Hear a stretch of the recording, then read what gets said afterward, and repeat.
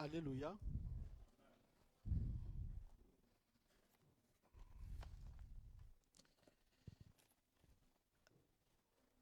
Peuple de Dieu, recevez encore toutes nos chaleureuses salutations ce matin et nous bénissons le Seigneur qui nous visite à tout instant dans nos vies particulières et qui nous visite aussi quand nous sommes réunis en tant que communauté. La parole de Dieu dit qu'il est doux et agréable pour des frères et sœurs de demeurer ensemble. C'est là que Dieu déverse sa grâce et sa bénédiction. Nous croyons que Dieu déverse sa bénédiction alors que nous sommes réunis ici en tant qu'Église.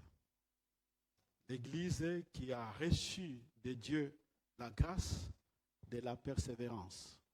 Puisque quand Jésus dit que j'établirai mon Église, même le séjour des morts ne prévaudra point contre cette Église, c'est une promesse de persévérance. Puisque ne peut survivre aux menaces de la mort, du péché et de Satan que ceux qui sont soutenus par la grâce de la persévérance. Alléluia. Donc Jésus s'est engagé en faveur de chacun de nous. Il dit, j'établirai mon Église. Même les séjours des morts ne prévaudront point contre cette Église. C'est là, Jésus déposait déjà dans les sols la graine de la persévérance de chacun de nous. Donc Dieu ne nous demande qu'à nous appuyer sur lui. C'est lui qui stimule l'élan dans notre cœur pour que nous puissions tenir ferme et jusqu'à arriver au jour où le Christ viendra nous chercher dans sa gloire, ou alors le jour où nous allons quitter ce monde en attendant qu'il nous réveille au son de la trompette. Amen. Voilà la promesse que Dieu nous fait. C'est le contrat que Dieu a avec chacun de nous, comme nous allons donc le voir dans ce texte d'aujourd'hui. Donc c'est rare que je prêche sur les épîtres. Souvent nous aimons tous prêcher dans le récit, soit du Nouveau Testament, soit de l'Ancien Testament.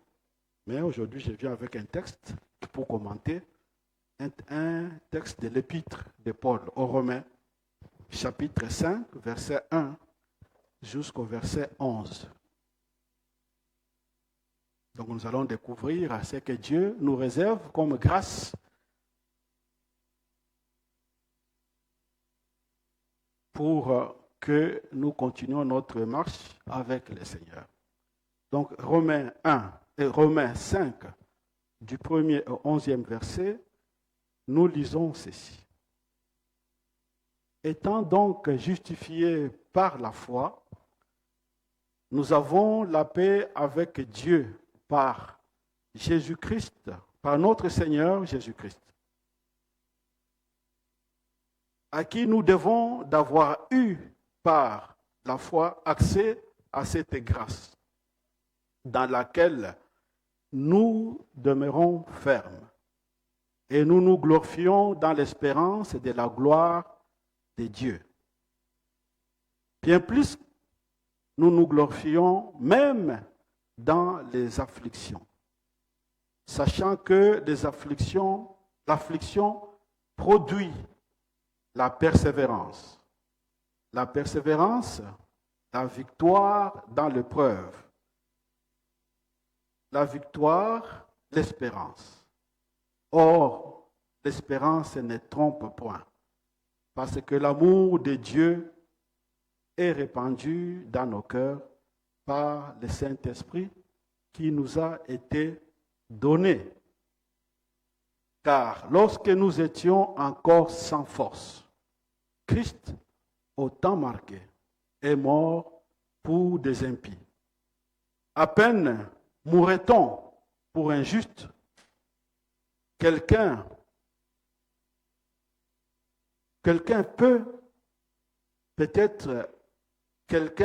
peut peut-être mourrait-il pour un homme de bien. Mais Dieu prouve son amour envers nous en ce que, lorsque nous étions encore des pécheurs, Christ est mort pour nous. À plus forte raison donc, maintenant que nous sommes justifiés par son sang, serons-nous sauvés par lui de la colère. Car si lorsque nous étions ennemis, nous avons été réconciliés avec Dieu par la mort de son Fils, à plus forte raison, étant réconciliés, serons-nous sauvés par sa vie. Et non seulement cela, mais encore, nous nous glorifions en Dieu par notre Seigneur Jésus-Christ, par qui nous avons obtenu la réconciliation. Amen. Tendre Père, nous bénissons encore ton nom, puisque ta parole, elle est vivante. Ta parole, elle souffle comme cette parole qui soufflait sur les ossements desséchés pour redonner la vie à tous ceux qui étaient morts.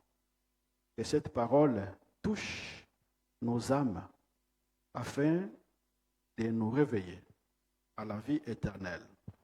Par Jésus-Christ, nous t'avons prié. Amen. Comme nous le savons tous, nous sommes dans le thème du mois qui est centré sur la question de la persévérance. Et ceux qui ont planifié ces thématiques avaient pensé que souvent le mois de juin, fin mai, début juin, jusqu'à quelque part à début juillet, ce sont des périodes qui sont caractérisées, puisque nous sommes une église constituée par la majorité des étudiants, qui sont constitués par les périodes des examens, les périodes des épreuves. Et il y a souvent une grande tentation de relâcher. C'est ça, non? Il y a ceux qui disent non, moi je vais préparer, je reste. Alors voilà pourquoi, dans l'union avec le Saint-Esprit, le CPA a décidé que pendant ces mois, nous allons parler de la persévérance pour nous inciter tous à tenir encore ferme, malgré les sollicitations à côté qui nous côtoient, mais que nous puissions tenir ferme. Mais comme je disais, la grâce de la persévérance, nous l'avons déjà reçue. Dans le package spirituel que Dieu donne à tous ceux qui croient en Jésus-Christ, la grâce de la persévérance est intégrée dans ce package. Comme je le disais au début de cette prédication, voilà pourquoi Jésus a prié, où il a donné cette prophétie en disant « Les séjours des morts ne prévaudront rien contre son Église. » Oui, pour que l'Église puisse survivre de la mort, pour que l'Église soit dans la pesanteur par rapport à l'attirance de la mort qui l'attire vers le bas, vers la perdition, il faut qu'il y ait un souffle qui porte cette Église pour qu'il soit porté. Et ce souffle, Jésus le met déjà en sol quand il fait cette promesse. Jésus pouvait dire aussi à ses disciples que vous êtes de ceux qui ont persévéré avec moi. Voilà pourquoi je dispose pour vous de mon royaume, comme mon Père a disposé pour moi de son royaume. Jésus, quand il dit ces choses à ses disciples, il le dit à la veille de sa mort. Il dit, vous êtes de ceux qui ont persévéré avec moi. Or, rappelez-vous que quand on est venu arrêter Jésus, qu'est-ce qui s'est passé? Tout le monde a pris la poudre d'escampette, comme on dit. Comment Jésus peut dire, vous êtes de ceux qui ont persévéré avec moi, alors qu'il sait que les jours suivants, ils vont fuir. Parce que Jésus sait que ce qu'il a semé en eux ne se corrompra jamais. et qu'ils sont acquis à la vie éternelle. Je pense que Jésus plonge ses mêmes regards sur chacun de nous.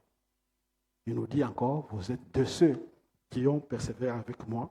Voilà pourquoi je dispose pour vous de mon royaume. Voilà pourquoi nous allons donc parler de la grâce de la persévérance reçue que Dieu nous a déjà donnée et de la grâce de la persévérance acquise que nous acquérons par le fait d'obéir à Dieu, par le fait d'être confrontés à l'adversité, par le fait d'être confrontés aux épreuves. Et plus nous surmontons ces épreuves, plus notre capital de persévérance s'épanouit en nous et nous sommes tenus donc dans l'élan. Donc c'est ce que nous allons donc découvrir ce matin, la grâce de la persévérance reçue de Dieu et la grâce de la persévérance acquise ou conquise que nous arrivons à conquérir par notre marche avec le Seigneur. Alors, le texte que nous venons de lire nous montre déjà un point capital dont il nous faut tous tenir compte et dont nous sommes appelés à prendre conscience. Il y a un point initial, un point de départ. Avant d'évoquer la question de la persévérance, nous devons prendre conscience de ce que nous sommes déjà, de ce que Dieu a fait pour nous. Et ce n'est qu'en ayant ces arrière-gardes avec nous que notre élan de persévérance peut être fortifié, puisqu'il sera fait en connaissance des causes. Avant que l'apôtre Paul exhorte ses lecteurs de persévérer dans l'affliction, l'apôtre Paul pose d'abord des points de départ sur ce que nous sommes. Le point de départ dont toi et moi, nous sommes appelés à prendre conscience, sans lequel la persévérance que nous allons engager sera vouée à l'échec. Et je pense que le mot-clé de ces statuts initiales, de ce point de départ, se retrouve dans le mot de la justification. Nous sommes justifiés par Dieu, comme nous le lisons dans le texte. Étant donc justifiés par la foi, nous avons la paix avec Dieu. Oui, l'apôtre Paul nous invite, vous et moi, à prendre conscience d'abord, à posséder cet état pleinement, pour que par la suite, nous puissions nous engager dans ces combats de persévérance contre les afflictions. Oui, Dieu nous a d'abord tous justifiés. Et nous allons comprendre en quoi consiste cette justification, bien entendu, la notion que nous connaissons tous, mais qui, en lisant ce texte, apparaît encore avec un accent particulier qui nous invite vraiment à en prendre conscience. Notre vie en permanence, à tout moment, nous devons nous reconnaître des personnes qui sont justifiées par le Seigneur. On ne dit pas qu'ils sont justes, mais qu'ils sont justifiés. Ou qui sont déclarés justes, mais qui ne sont pas justes. C'est Dieu qui les déclare justes. Alors, avant que Dieu nous déclare justes, il y a d'abord ce que nous sommes, ou ce que nous avons été. Et nous le lisons dans ce texte que nous venons de lire. L'apôtre Paul nous dit que nous sommes où nous étions encore des impies. Et vous connaissez quand quelqu'un vous insulte en disant « tu es un impie ». Qu'est-ce que ça veut dire? L'apôtre Paul dit que nous étions sans force. Donc en Romains, entre les versets 6 et 11, c'est là où se trouvent toutes ces notions. nous étions des impies. Nous étions sans force. Nous étions des pécheurs. Pire encore, nous étions des ennemis de Dieu. Ça nous caractérise tous. L'impiété, le manque de force de tenir contre la puissance de la mort, la puissance du péché. Le péché lui-même. Et tout cela fait de nous que nous sommes des ennemis de Dieu. On peut comprendre donc la particularité du mot justification. Oui, nous sommes des coupables sans le Seigneur. Nous sommes, pour utiliser un mot fort, abominables. Sans ce que Dieu propose pour nous justifier. Nous sommes même odieux. Voilà, c'est cet être humain que Dieu vient justifier. Comment Dieu nous justifie? Il dit, nous étions des impies, nous étions encore sans force, nous étions encore des pécheurs, nous étions encore ennemis de Dieu. Donc coupables, abominables, odieux. Mais Christ est mort pour nous. Il dit, on peut mourir pour quelqu'un qui fait du bien. Mais comment Christ peut accepter de mourir pour ceux qui sont odieux, pour ceux qui sont abominables, pour ceux qui sont coupables, pour ceux qui sont des ennemis de Dieu? Frères et sœurs, voilà les statuts de l'homme.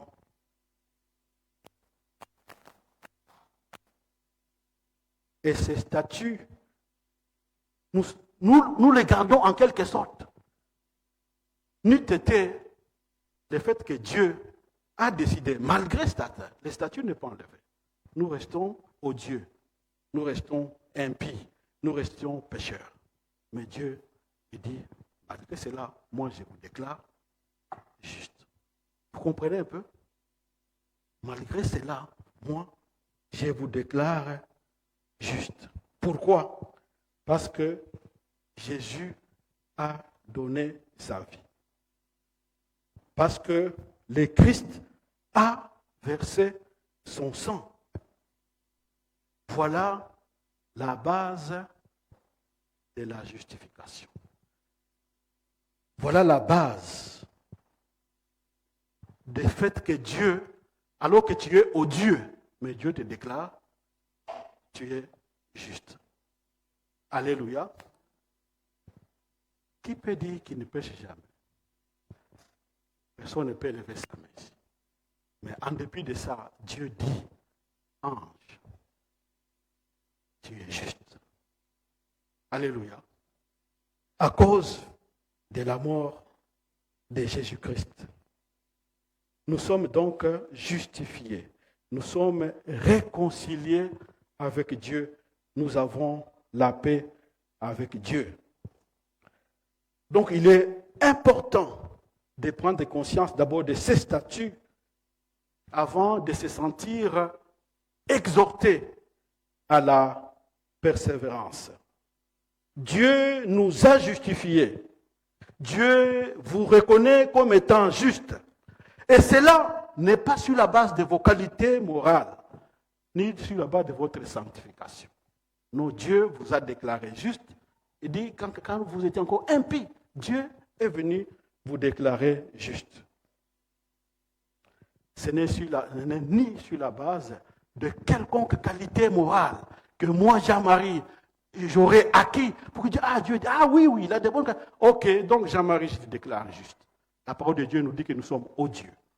C'est Dieu lui-même, par sa compassion, qui nous déclare juste.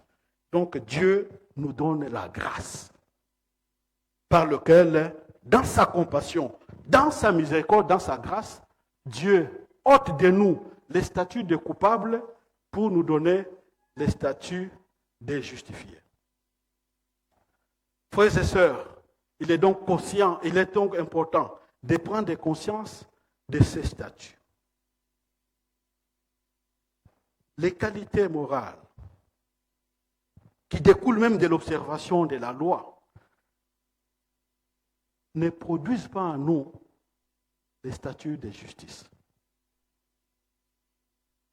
Les qualités morales ne nous procurent pas la justice devant Dieu. Mais Dieu nous justifie lui-même par la grâce. Alléluia. Par sa simple miséricorde. Ça ne repose pas même sur une once de tes qualités morales, spirituelles ou quoi que ce soit. C'est complètement le fruit de la grâce et du salut de Dieu. Oui, je ne remets pas en cause les qualités morales. Les qualités morales viennent justifier notre justification. Je ne sais pas si vous comprenez. Les qualités morales ne nous procurent pas la justice, ne produisent pas la justice devant Dieu. Non. C'est Dieu qui nous justifie. Et les qualités morales qui en découlent justifient que nous sommes justifiés par le Seigneur.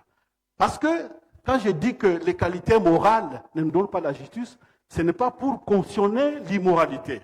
Parce que c'est lui qui est justifié par Dieu. La justification produise les qualités morales. Mais il faut d'abord prendre conscience que c'est Dieu qui me justifie, que cela ne repose pas sur mes œuvres. Oui, nous devons prendre pleinement conscience. La théologie de l'apôtre Paul, c'est ça. Nous sommes sauvés par la grâce. Toute tentative de reposer sur mes efforts, toute tentative de reposer sur mes qualités, me déchoit de la grâce de Dieu. L'apôtre Paul nous en donne deux cas. Là où il dit ceci, dans 1 Corinthiens chapitre 4, versets 3 à 4, il dit ceci. Pour moi, il m'importe fort peu d'être jugé par vous ou par un tribunal humain. Je ne me juge même pas non plus moi-même, car je ne me sens coupable de rien. Mais ce n'est pas pour autant que je sois juste. Celui qui me juge, c'est le Seigneur. Dans la version Taube, il est dit, ma conscience ne me reproche de rien, mais ce n'est pas pour cela que je me sens juste. Alléluia. Nous tous, quand nous voulons nous regarder devant le Seigneur, nous avons tendance à regarder notre vie. Qu'est-ce que moi j'ai fait de mieux? Oh, l'apôtre Paul dit, ma conscience ne me reproche de rien. Toi et moi, si notre conscience ne nous reproche de rien, nous sommes fiers, non? Et nous disons que nous sommes saints. Il dit, mais même si ma conscience ne me reproche de rien, ce n'est pas le fait que la conscience ne me reproche de rien que je suis justifié. Non. Il dit, mon juge, c'est le Seigneur. Mais qu'est-ce que Dieu a fait, lui? Cependant, Dieu a déclaré que moi, je te déclare juste. Donc, il se remet au Seigneur. L'apôtre Paul va aller plus loin dans Philippiens. Il va dire, Philippiens 3, 6 à 9, il va dire ceci. À l'égard de la justice qui vient de la loi, j'étais irréprochable. La première fois, il a dit, ma conscience, je ne me reproche de rien. Maintenant, il prend encore la loi et dit, même si nous considérons la loi, il dit, moi, avant de connaître Jésus-Christ, j'étais déjà irréprochable par rapport à la loi. Et quand il parle de la loi, c'est la loi dans sa complétude. Hein. Ce n'est pas seulement la loi civile, c'est la loi dans sa complétude, y compris les 10 commandements. Y compris les 10 commandements. Il dit par rapport à ça, j'étais irréprochable. Mais pas dire, cependant, je considère tout cela comme étant de la boue. Comme étant une perte. À cause de quoi? À cause de l'excellence de connaître Jésus-Christ, afin de gagner le Christ et d'autres trouver en lui, avec la justice, celle qui vient de la foi. Non pas celle qui vient de la loi, mais celle qui s'obtient par la foi en Christ, la justice qui vient de Dieu. Donc l'apôtre Paul, alors qu'il était un observateur par excellence, selon son propre témoignage, il dit qu'il était irréprochable. Il dit, mais malgré ça, ce n'est pas ce qui me justifie devant le Seigneur. Ce qui le justifie, c'est uniquement sa foi et son attachement à Christ. C'est ça la base de sa justification, d'être déclaré juste devant le Seigneur. Frères et sœurs, Dieu, vous tous qui avez mis votre confiance en Jésus-Christ, Dieu vous déclare juste. Amen. Mais vous devez sourire, non? Vous tous qui avez fait confiance, c'est sur la base de ça. Dieu vous dit, vous êtes juste. Si la trompette du Seigneur Jésus-Christ sonnait maintenant, il dit, Jésus-Christ revient. Qui est sûr d'être enlevé avec le Seigneur? Qui est sûr? Qui est sûr? Mais je pense, nous tous, Dieu nous a déclaré, Jésus-Christ viendra chercher les justes. Dieu vous a déclaré juste. Ça, c'est le venin de Satan qui vous fait douter de votre possibilité d'être enlevé. Oui, ce n'est pas moi qui l'ai dit, faites confiance à la parole de Dieu. Dieu vous déclare juste sur la base du fait que vous croyez uniquement en Jésus. Dieu vous déclare juste. Dieu vous a donné déjà une preuve. Avant que même l'enlèvement ne vienne, Dieu vous a donné une preuve. Vous voulez savoir cette preuve qui montre que vous êtes justifié, malgré tout ce que vous êtes, mais Dieu vous a déjà justifié.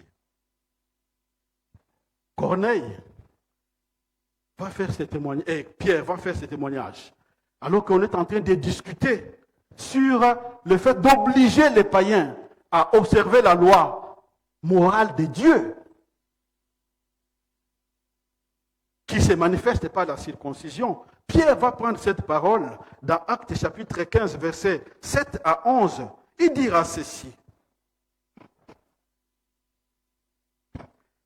Hommes frères, vous savez que dès longtemps, Dieu a fait un choix parmi vous, afin que par ma bouche, le païen attendisse la parole de l'évangile et crusse. Et Dieu, c'est ça la partie importante, qui connaît le cœur, leur a rendu témoignage en faisant quoi? En leur donnant le Saint-Esprit comme à nous. Dieu n'a pas fait aucune différence entre eux et nous, ayant purifié notre cœur par les œuvres, non, par la foi. Maintenant donc, pourquoi tentez-vous Dieu en voulant mettre sur les disciples un joug que ni nos parents, ni nous n'avons réussi à prendre? Les jougs, c'est quoi? C'est l'observation des lois, y compris les 10 commandements. Il dit, pourquoi, si nos pères, nous n'avons pas réussi à prendre, à les porter, comment nous allons imposer cela aux païens? Alors il va donner la solution. Mais nous savons que c'est par grâce du Seigneur Jésus que nous croyons être sauvés de la même manière qu'eux. Alléluia. Donc il y a les jours de la loi. Les jours de toutes nos... Quand je dis ne vous limitez pas, il y a des fois l'apôtre Paul dit vous créez vos propres lois. Il arrive que nous créons de propres lois, croyant en cela mériter la grâce du Seigneur. Ça se plaît maintenant dans les églises aujourd'hui. Nous créons des propres lois. Nous croyons, je vais attirer la grâce. Et solliciter comment attirer la faveur de Dieu. Non. Dieu ne vous favorise pas par tout ce que vous faites. Dieu vous favorise parce qu'il vous a aimé en Jésus-Christ. C'est tout. Alors donc la preuve que Dieu vous justifie, en attendant que Jésus-Christ ne vienne, Dieu nous a dit, je vous ai donné quoi? Le Saint-Esprit. Alléluia. Le Saint-Esprit. Le Saint-Esprit, c'est Dieu. C'est ça, non? Le Saint-Esprit, c'est Dieu. Est-ce que Dieu peut vivre dans un lieu où il y a le péché. Ce n'est pas possible. Dieu ne peut pas cohabiter avec le péché. Mais comment se fait-il que le Saint-Esprit habite dans la vie de chacun de nous? Alors que nous sommes coupables, alors que nous ne faisons pas mieux. Même si Dieu nous déclare juste au niveau déjà de notre façon d'agir, nos pensées, nous sommes souvent polluées. Mais nous avons le Saint-Esprit dans notre vie. Et la preuve, nous avons, le Saint-Esprit nous change. Le Saint-Esprit crée à nous les fruits de l'Esprit. Mais pour certains même, il parle en langue. Le signe évident que si tu doutais, au moins toi qui parles la langue, tu as le Saint-Esprit en toi. Comment tu peux avoir le Saint-Esprit qui est Dieu saint si tu n'es pas saint? Ce n'est pas possible, c'est incompatible. Tu es dans ce corps et Dieu, le Saint-Esprit vit dans son corps. Un corps, ce n'est pas possible. Ça veut dire que nous sommes véritablement justifiés par le Seigneur. Et pour cela, Dieu a mis le Saint-Esprit, en dépit du fait que nous restions encore odieux. Le Saint-Esprit cohabite dans notre vie. Nous faisons les expériences de cette vie, les expériences du Saint-Esprit. Voilà pourquoi nous pouvons donc, quand on me pose la question, si Jésus-Christ sonne la tempête aujourd'hui, je vais partir, je dis, oui, amen, moi je vais partir. Alléluia. Parce qu'on dit, le Saint-Esprit vous est donné comme garantie de votre salut. Donc, vous n'avez pas reçu le Saint-Esprit parce que vous êtes là au Galates, il dit, est-ce que Dieu, qui a mis l'Esprit pour vous, qui fait tous les miracles, est-ce qu'il le fait parce que vous observez la loi, parce que vous avez les qualités morales? Il dit non, parce que vous entendez l'Évangile et vous y faites la foi. Alléluia. Donc, pour penser d'abord à la persévérance, Dieu t'invite, toi et moi, de prendre conscience que même la persévérance que nous allons faire, ce n'est pas ça qui va nous procurer la justice. Ce n'est pas ça. Parce que Dieu nous a donné déjà la justice de Dieu, dans lequel Dieu veut que nous puissions donc persévérer aujourd'hui et aller de l'avant. Oui, donc, frères et sœurs, Dieu nous a justifiés. Vous en avez la preuve palpante dans votre propre vie. En dépit de votre état, au moins un signe, le Saint-Esprit de Dieu, qui est Dieu dans toute sa sainteté. C'est Dieu qui était descendu sur la montagne de Sinaï. Il a dit qu'un pécheur ne s'approche. Il dit, celui qui va s'approcher, il sera tué immédiatement. C'est Dieu, avec toute sa gloire de la sainteté, il est dans ta vie. Il est dans ta vie. Vous pouvez vous dire qu'il te déclare juste à cause de Jésus-Christ. Voilà pourquoi l'apôtre Paul va maintenant dire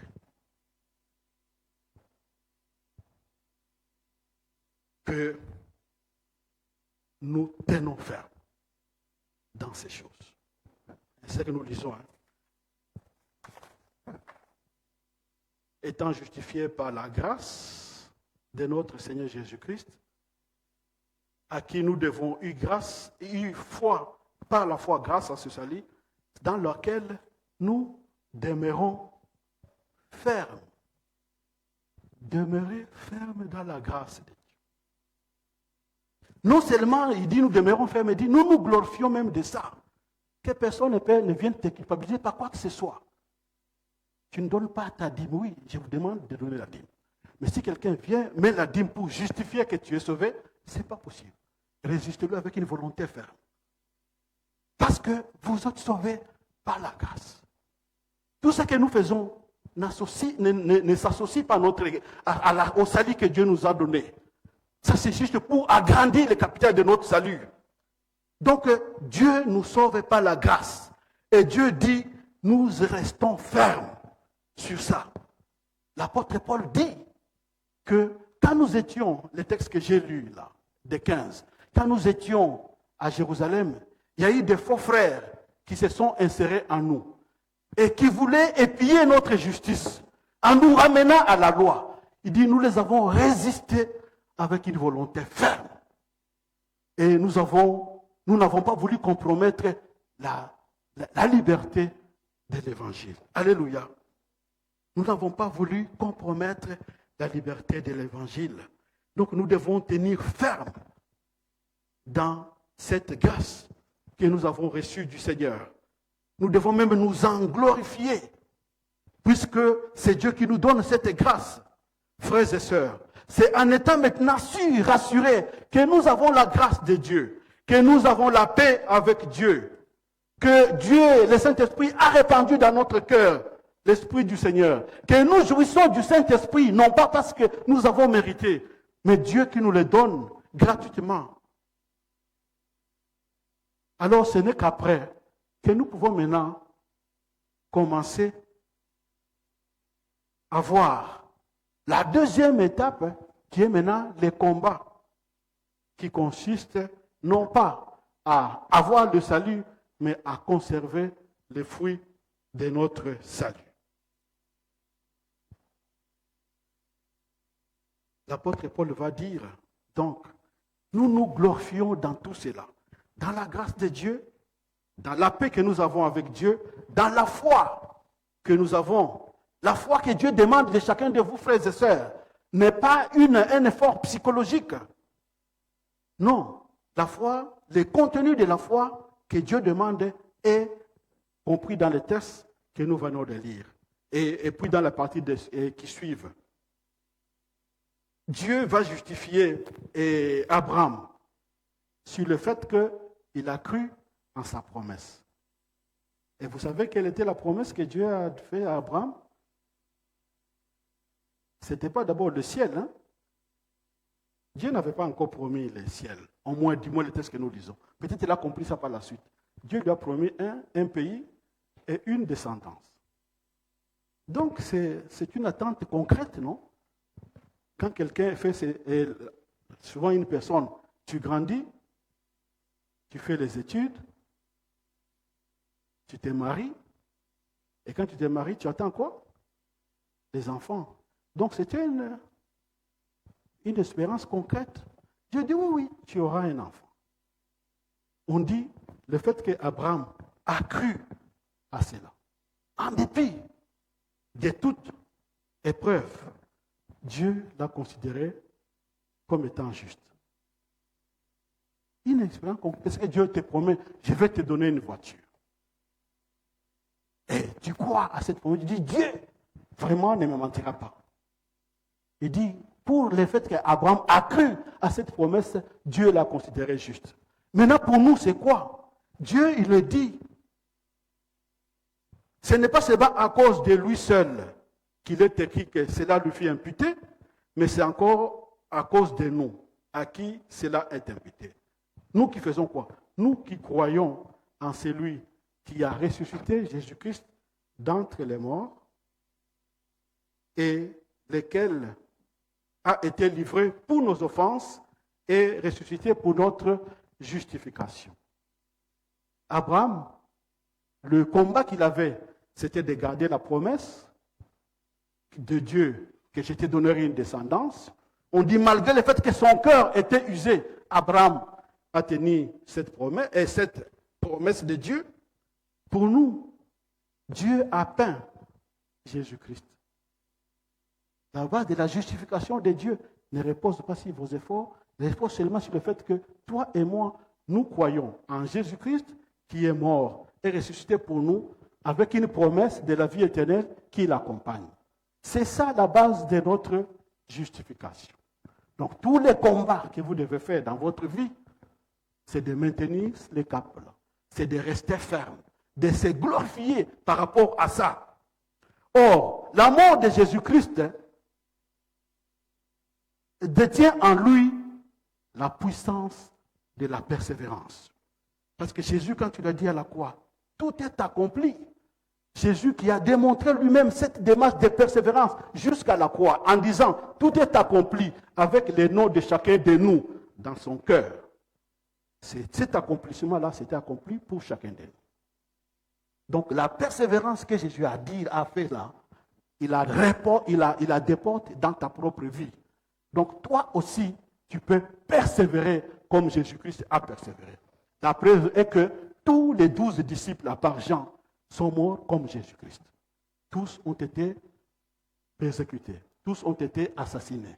D'abord, d'ailleurs, l'apôtre Pierre, Paul, semble-t-il, qu'il était même crucifié lui aussi comme Jésus-Christ.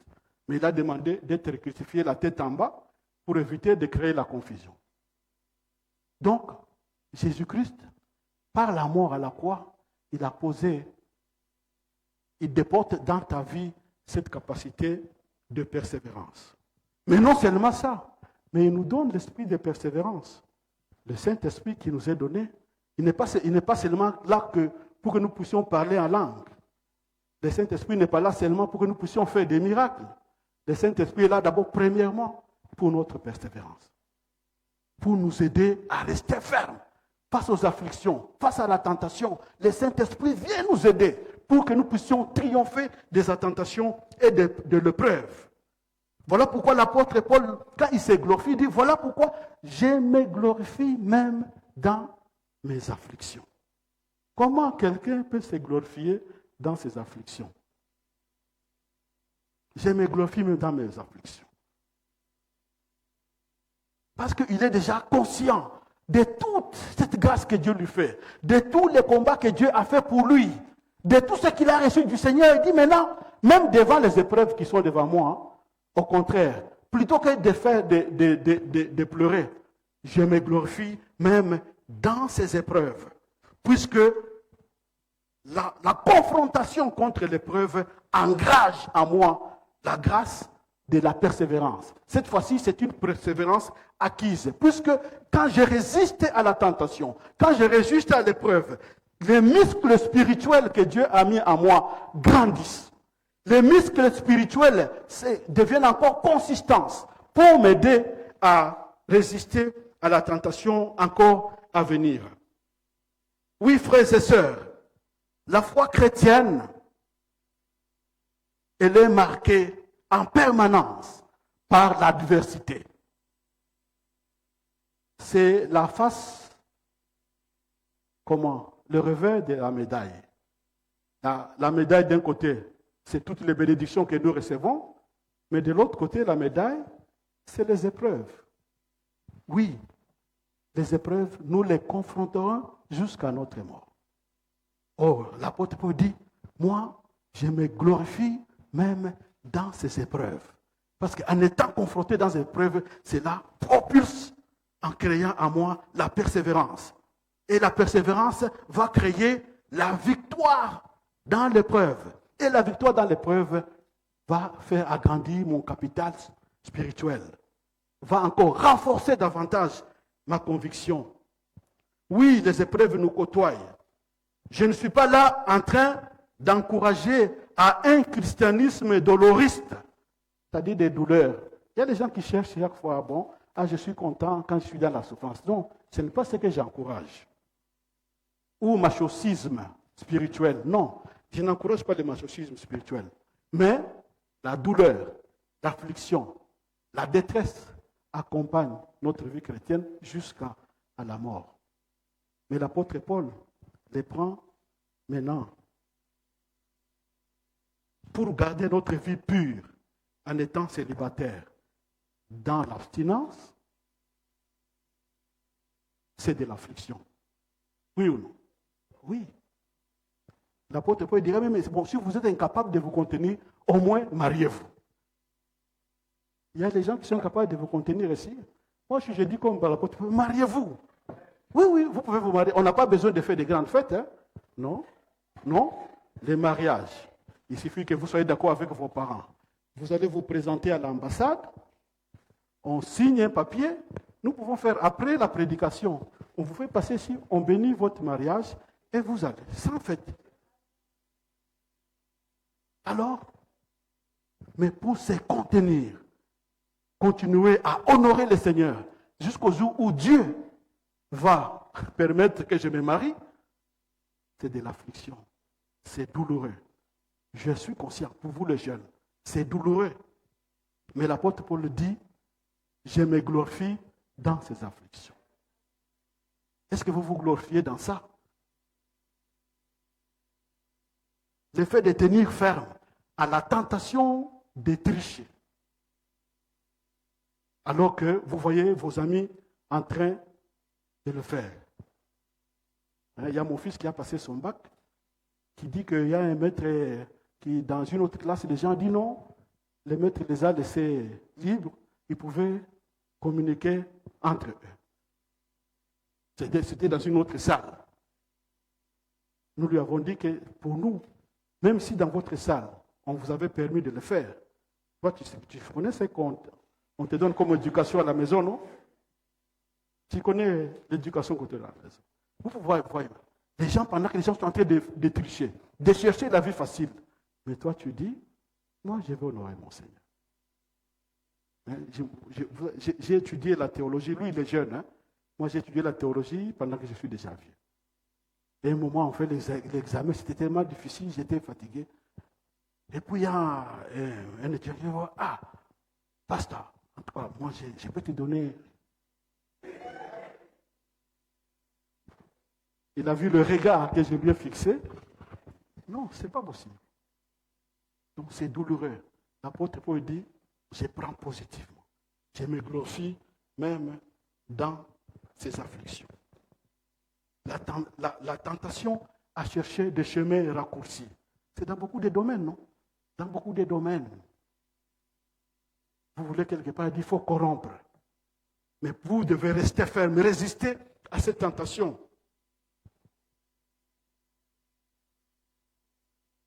Je vais voyager avec quelqu'un qui m'amène un passeport pour que je voyage. Ce sont des raccourcis. Alors, le fait de résister, dit non, moi je ne vais pas voyager avec ce passeport. J'attends que Dieu se glorifie dans ma vie. Avant que Dieu se glorifie dans ta vie, tu vas passer donc, par un moment très difficile. Mais tu es obligé de tenir ferme. Mais Dieu se glorifie toujours. Nous avons suivi le témoignage de notre sœur Préfina, non? Préfina, qui est venue animer le séminaire. Oui, le Seigneur honore ceux qui l'honorent. Mais l'affliction est là pendant un moment. La détresse qui est liée à la maladie, à la persécution, à l'injustice, il y a tellement beaucoup de choses. Mais l'apôtre Paul dit, dans tout cela, nous nous glorifions et nous rendons grâce au Seigneur. Et Dieu est là pour nous soutenir dans ces épreuves. Non seulement Dieu a pourvu au départ, mais Dieu nous accompagne dans notre lutte. Il dit, aucune tentation ne vous sera survenue qui soit au-dessus de vos capacités. Mais avec la tentation, Dieu donnera les moyens de s'en sortir. Ou alors, il dira, Jésus-Christ a lui-même été tenté. Il a été confronté à l'affliction. Voilà pourquoi il vient en aide. À vous qui êtes confrontés à l'affliction. Comptez sur l'aide du Seigneur. Non seulement la grâce qu'il vous a donnée dès le départ, mais là, dans cette grâce que nous acquérons, quand nous nous combattons contre les épreuves, Dieu nous dit que Jésus-Christ est là. Sa grâce nous accompagne pour mener le combat ensemble. J'ai aimé le texte qui a été cité le vendredi, qui coïncide aussi avec ce que j'ai préparé déjà.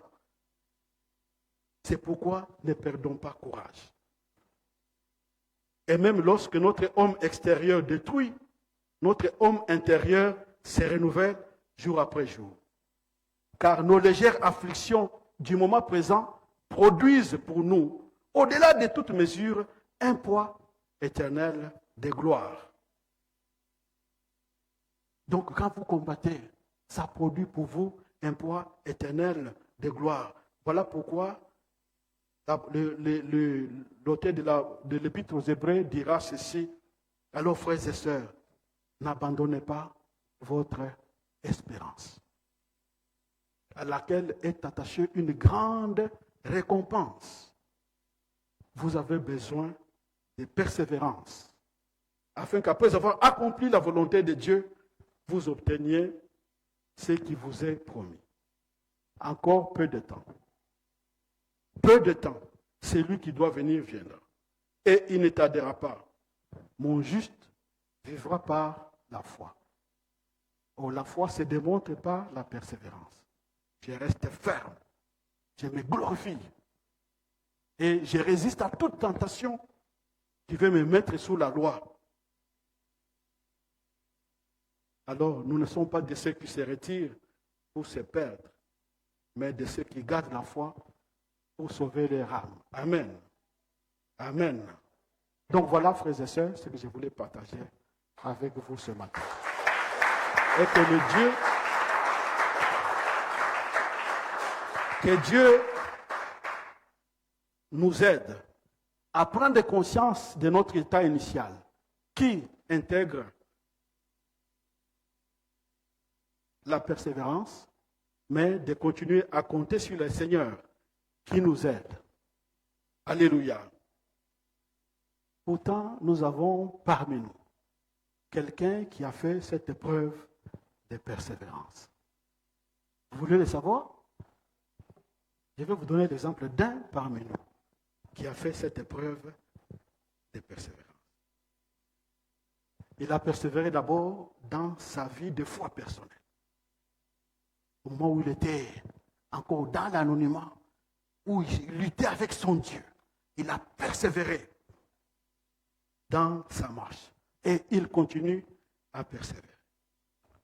Cette personne persévère dans sa vie familiale. Prendre soin de sa famille. Cette personne persévère dans les charges qui lui sont attribuées ici, dans notre église, et sans doute aussi à Tétouan, dans les deux églises. La personne fait preuve de persévérance. Cette personne a même persévéré aussi dans ses études. Voilà. Il est vraiment efficace. Quand on a assisté à son évaluation, les points de vue étaient concordants. Qu'il est extraordinaire. Le fait qu'il soit capable d'être sur tous les fronts, dans sa vie personnelle, sa vie familiale, la paroisse, des études, dit mais ce n'est pas possible. Donc le point de vue était unanimement favorable de voir les capacités que l'un de nous a démontré ce chemin de persévérance. Et hier, la commission exécutive de l'Église évangélique au Maroc l'a reconnu dans son nouveau statut.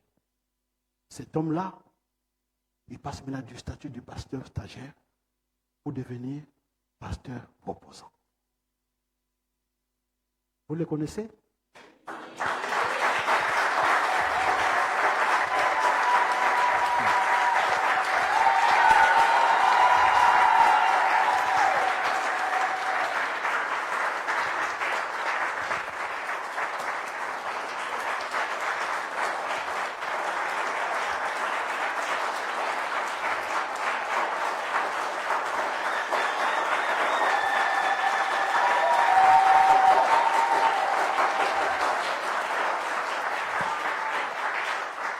Pasteur proposant, c'est-à-dire après avoir passé 4 ans d'études théologiques, l'Église vous donne encore une année où vous allez faire vos preuves. Cette fois-là, ça sera à temps plein. Donc, ça en est fini avec les études provisoires. Peut-être qu'il va continuer pour le master, peut-être, mais au moins, par rapport à l'Église évangélique au Maroc, ça en est fini pour lui. Donc, on lui donne une année où l'Église le met pour qu'il fasse ses preuves. Pleinement à temps plein, où il sera au service de l'Église, ce qu'on appelle pasteur proposant. C'est lui qui se propose d'être pasteur.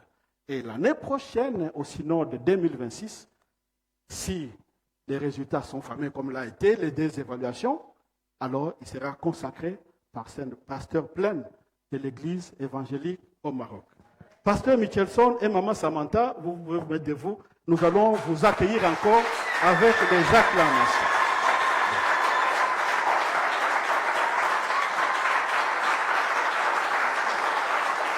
Voilà. Vous passez devant. Donc, désormais, l'Église évangélique au Maroc a accepté dans son nouveau ministère le pasteur Jean-Louis Michelson, qui est accompagné par son épouse et Samantha Jean-Louis.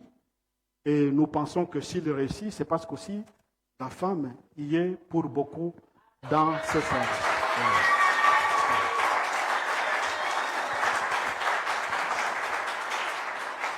Alors, puisque nous avons le vice-président de l'Église nationale, donc nous allons l'inviter à passer devant. Ils vont s'agenouiller. On va encore recommander leur nouvelle étape à la grâce du Seigneur. Nous nous levons tous pour prier. Docteur Adimi, si vous pouvez les recommander à la grâce de Dieu.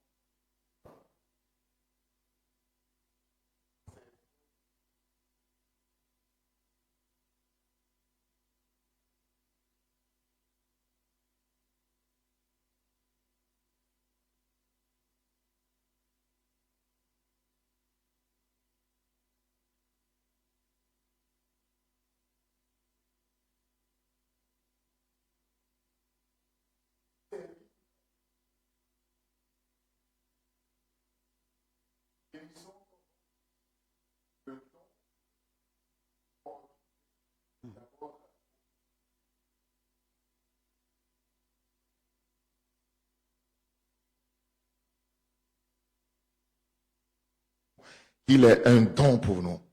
Béni soit le nom du Seigneur, celui qui donne, celui qui accorde à l'Église, celui qui établit dans l'Église des apôtres, des enseignants, des pasteurs, des évangélistes, des prophètes. Père, nous bénissons ton nom pour son ministère pastoral. Nous te rendons grâce. Père, merci pour ces 4 années de dur labeur, ces 4 années d'études en théologie. Tu l'as soutenu. Et ce matin, nous pouvons dire, témoigner avec toi que jusqu'à présent, tu as été le Dieu fidèle, Ebenezer. Tu l'as soutenu jusqu'à présent. Et nous savons que le reste du processus, puisque tu es un Dieu fidèle, tu achèveras ce que tu as commencé dans sa vie. Amen. Seigneur, nous te prions pour cette phase de proposana parmi nous, que tu lui donnes de manifester encore puissamment les capacités surnaturelles que tu as déposées en lui. Amen. Dans le nom de Jésus.